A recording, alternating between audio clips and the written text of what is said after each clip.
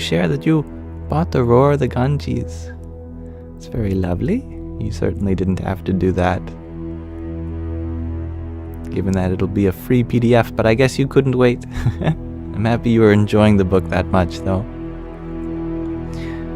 I'm sure Sky Guardian will be happy to hear that. Let us read now from another section of Roar of the Ganges. This is a book we've been reading together, a few pages at a time, and that consistency has added up very quickly. We are all the way at page 177 now, but don't be discouraged if this is your first time here. This book is not about its narrative, about its plot, but the lessons that come along its way. If, however, you would like some context, then Sky Guardian, one of our audience members that sent me this book for us to read, that lovely being has offered his help in clipping the recordings, which are now in a dedicated playlist on the Yamsox Live's YouTube channel, the first link in the link tree in my bio. This book takes place in India, on the banks of the river Ganges, through the eyes of its author, Swami Tadatmanandaji, days before he becomes a Swami, a spiritual renunciant. He was in an ashram studying under his guru. No evening class was scheduled because Swami Dayananda had been invited to the Kailash ashram for a special function honoring Swami Vidyananda, its head teacher. I decided to skip evening puja, worship, and take a long walk in the hills across the river. I trod the familiar path past Svargashram that led up to the sadhu's cave I had visited with Vijay. When I came to an outcropping of rocks, I stopped to enjoy the view. The winding river below, our ashram on the far bank, and the town of Rishikesh stretched out beyond. I sat on a huge boulder, sometimes meditating, sometimes gazing out at the expanse before me.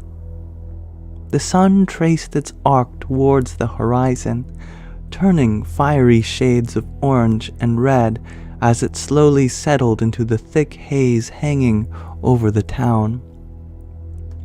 While watching the sunset, I was reminded of Swami Dayananda's comments in class this morning about how we often draw wrong conclusions from our experiences.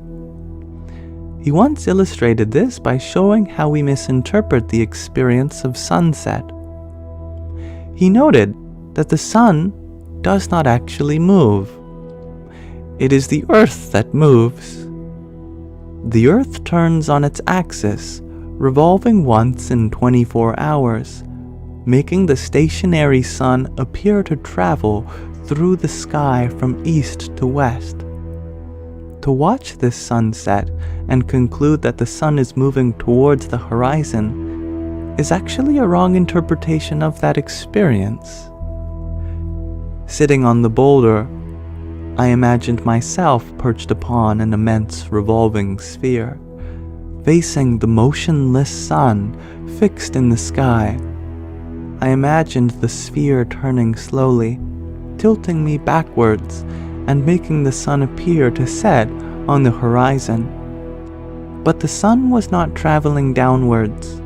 The horizon was moving upwards. For a moment, I really felt like I was tipping over backwards.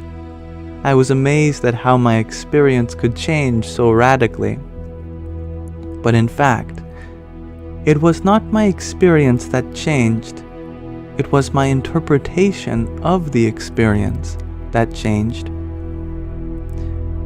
This is exactly what Swami Dayananda described in the morning class. We frequently misinterpret our experiences because our five senses connect us to the world outside. We conclude that the locus of experience is outside, but in fact, all experience takes place inside, in our minds. Our experience of the world, of our bodies, of our thoughts and emotions, all these take place in our minds. And each of these experiences are subject to misinterpretation. By the time I emerged from my contemplation, the sun had long since set. The night fell quickly in the mountains, and I had neglected to bring a flashlight along. I stumbled down the twisting trail in glowing darkness. That's a fun oxymoron. I actually just misread. In growing darkness, and eventually reached Svargashram's main road. I returned safely to our ashram, too late for dinner, but grateful that I didn't lose my way in the dusky hills. And so we end both our reading and the chapter for tonight. Tomorrow we may begin life's double feature movie. For now, I thank you all for reading with me.